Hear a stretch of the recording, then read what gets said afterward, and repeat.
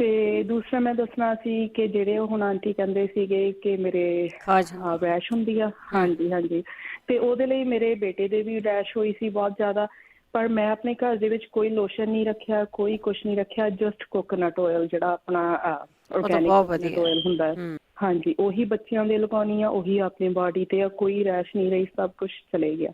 ਜਾਂ ਫਿਰ ਜੇ ਨਹੀਂ ਤੁਸੀਂ ਲਾਉਣਾ ਹੈਗਾ ਕੋਕੋਨਟ ਆਇਲ ਤੇ ਆਲਮੰਡ ਆਇਲ, ਮਤਲਬ ਕੋਈ ਵੀ ਕਿਸੇ ਵੀ ਤਰ੍ਹਾਂ ਦਾ ਆਇਲ ਲਗਾਓ ਜਿਹਦੇ ਆਇਲ ਵਿੱਚ ਲਾਓ, ਓਮੇਗਾ ਹਾਂ। 3 ਵਗੈਰਾ। ਹਾਂਜੀ, ਲੋਸ਼ਨ ਵਗੈਰਾ ਦੇ ਨਾਲ ਮੈਨੂੰ ਇੱਦਾਂ ਲੱਗਦਾ ਵੀ ਉਹ ਥੋੜਾ ਡਿਫਰੈਂਟ ਹਾਈਡਰੇਸ਼ਨ ਮਿਲਦੀ ਆ ਤੇ ਆਇਲ ਦੇ ਨਾਲ ਤੁਹਾਨੂੰ ਡੀਪ ਹਾਈਡਰੇਸ਼ਨ ਮਿਲਦੀ ਆ। ਠੀਕ ਹੈ, ਹਾਂਜੀ, ਬਸ ਇੰਨਾ ਹੀ ਕਹਿਣਾ ਸੀ ਥੈਂਕ ਜੀ। You thank you. Harpreet, thank you ਜੀ, ਹਾਂਜੀ, ਥੈਂਕ ਯੂ ਜੀ। Thank you.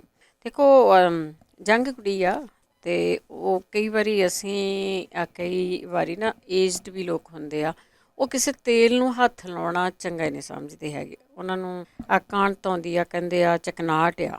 ਜਿਹੜੇ ਕੁਛ ਦੇਰ ਤੋਂ ਲੋਕ ਇੱਥੇ ਆ ਗਏ, ਆਪਣੀ ਬਾਡੀ ਨੂੰ ਠੀਕ ਰੱਖਣ ਲਈ ਨੈਚੁਰਲ ਤਰੀਕੇ ਦੇ ਨਾਲ, ਦੇਖੋ ਜਿਹੜਾ ਤੇਲ ਆ ਕੋਈ ਵੀ ਉਹ ਵਧੀਆ ਹੁੰਦਾ ਆ, ਲੋਸ਼ਨ ਨਾਲੋਂ ਉਹ ਵਧੀਆ ਹੁੰਦਾ। ਉਹ ਜਿਹੜਾ ਕੋਕੋਨਟ ਆਇਲ ਆ ਨਾ, ਇਹ ਇੱਕ ਬਹੁਤ ਰਾਮਬਾਣ ਆ ਤੁਹਾਡੇ ਘਰ ਦੇ ਵਿੱਚ। ਜਿਹੜਾ ਬੰਦਾ ਕੋਈ ਮੁਸ਼ਕਪੁਰ ਪਾ ਕੇ ਰੱਖ ਸਕਦਾ, ਜਿਹਨੂੰ ਨਹੀਂ ਚੰਗਾ ਲੱਗਦਾ ਨਾ ਪਾਓ, ਉਹਦੇ ਸੈਂਪਲ ਲਾ ਲਓ, ਬਹੁਤ ਵਧੀਆ ਚੀਜ਼ ਆ। ਤੁਸੀਂ ਆਪਣੇ ਵੀ ਲਾਓ, ਬਹੁਤ ਵਧੀਆ ਚੀਜ਼ ਹੈ। ਸ਼ਰਨਜੀਤ। ਹਾਂਜੀ ਭੈਣ ਜੀ, ਸਤਿ ਸ਼੍ਰੀ ਅਕਾਲ ਜੀ। ਸਤਿ ਸ਼੍ਰੀ ਅਕਾਲ ਹਾਂਜੀ, ਮੈਂ ਵੀ ਜਮਾ ਭੈਣ ਜੀ ਨੂੰ ਪੁੱਛਾਂ ਇੱਕ ਦੋ ਜੀ। ਹਾਂਜੀ ਭੈਣ ਜੀ, ਆ 4-5 ਦਿਨ ਹੋਏ ਆ, ਨੱਕ ਨੂੰ ਐ ਜਿਵੇਂ ਐਲਰਜੀ ਜੀ, ਛਿੱਕਾਂ ਛੁੱਕਾਂ ਤੇ ਉਦਾਂ ਹੀ ਮੈਨੂੰ ਕਿਸੇ ਵੇਲੇ ਸਵੇਰੇ ਸਵੇਰੇ ਹੁੰਦੀਆਂ ਨੇ ਕਾਰਪੇਟ ਤੋਂ ਅੰਦਰੋਂ, ਹਨਾ। ਤੇ ਮੈਂ ਮਾੜਾ ਮੋਟਾ ਜੀ ਉਹ ਵਿਕਸ ਜੀ ਸੁੰਘ ਲੈਣੀ, ਹਟ ਜਾਣੀ, ਹਨਾ। ਹੁਣ ਏਦਾਂ ਵੀ ਮੇਰਾ ਬਾਹਰ ਜਾਨੀ ਹਾਲ ਚ ਜਾਂ ਕਿੱਦਾਂ, ਤੇ ਉੱਥੇ ਮੈਨੂੰ ਐ ਲੱਗੂ ਜੋ ਕੁਛ ਨੱਕ ਨੂੰ ਚੜਦਾ, ਕੁਛ ਨੱਕ ਨੂੰ ਚੜਦਾ। ਅੱਛਾ।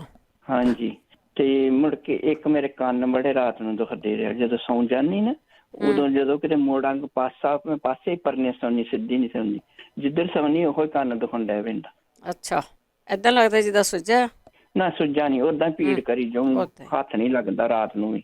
ਤੇ ਇੱਕ ਮੇਰੀਆਂ ਲੱਤਾਂ ਤੇ ਭਾਰ ਨਹੀਂ ਪੈਂਦਾ। ਇਹ ਦੱਸੋ ਕੋਈ, ਮੈਂ ਵਾਕਰ ਤੋਂ ਬਗੈਰ ਚਾਹ ਦਾ ਘੁੱਟ ਨਹੀਂ ਬਣਾ ਸਕਦੀ। ਅੱਛਾ, ਠੀਕ ਹੈ।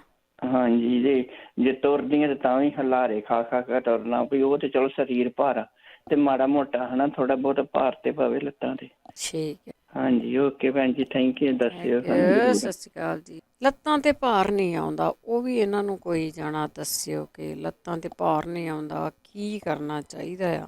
ਬਾਕੀ ਤੁਹਾਡਾ ਜਿਹੜੇ ਕੰਨਾਂ ਦੇ ਵਿੱਚ ਹੈ ਨਾ, ਕਦੀ ਕਦੀ ਤੁਸੀਂ ਕੋਈ ਤੇਲ ਆ ਜਾਂ ਕੋਕੋਨਟ ਆਇਲ ਆ, ਉਹ ਕਿਊਟਿਪ ਦੇ ਨਾਲ ਥੋੜ੍ਹਾ ਲਾਇਆ ਕਰੋ। ਇਹਨਾਂ ਨੂੰ ਵੀ ਖੁਸ਼ਕੀ ਹੋ ਜਾਂਦੀ ਆ। ਆਲੇ ਦੁਆਲੇ ਵੀ ਲਾਉਣ ਨੂੰ ਦੱਸਿਆ ਹੋਇਆ ਆ, ਜਦੋਂ ਨਹਾ ਧੋ ਹਟਦੇ ਆ ਤੇ ਆਲੇ ਦੁਆਲੇ ਲਾਓ, ਕੰਨਾਂ ਦੇ ਪਿੱਛੇ ਲਾਓ, ਮਲੋ ਉਹਨਾਂ ਨੂੰ। ਇਹ ਵੀ ਆ, ਕਿਉਂਕਿ ਇਹ ਵੀ ਸਰਵਿਸ ਮੰਗਦੇ ਆ, ਸਰਵਿਸ ਕਰਿਆ ਕਰੋ ਇਹਨਾਂ ਦੀ ਵੀ, ਕੰਨਾਂ ਦੀ ਵੀ। ਛੋਟੇ ਹੁੰਦਿਆਂ ਤਾਂ ਜਦੋਂ ਸਕੂਲੇ ਜਾਂਦੇ ਆ ਟੀਚਰ ਕਰ ਦਿੰਦੇ ਹੁੰਦੇ ਸੀ, ਪਰ ਹੁਣ ਉੱਥੇ ਉਹ ਵੀ ਨਹੀਂ ਹੁੰਦੀ। ਪਰ ਆਪ ਜ਼ਰੂਰ ਕਰ ਲਿਆ ਕਰੋ ਕੰਨਾਂ ਦੇ, ਥੋੜ੍ਹਾ ਅੱਖਾਂ ਦੀ, ਕੰਨਾਂ ਦੀ, ਨੱਕ ਦੀ। ਅਤੇ ਨੱਕ ਦੇ ਵਿੱਚ ਤਾਂ ਪੁਰਾਣੀ ਚੀਜ਼ ਆ ਕਿ ਘਿਓ ਲਾਇਆ ਕਰੋ, ਕਈਆਂ ਲੋਕਾਂ ਨੂੰ ਐਲਰਜੀ ਆ, ਉਹਦੇ ਨਾਲ ਛਿੱਕਾਂ ਛੁੱਕਾਂ ਬਹੁਤ ਆਉਂਦੀਆਂ ਰਹਿੰਦੀਆਂ।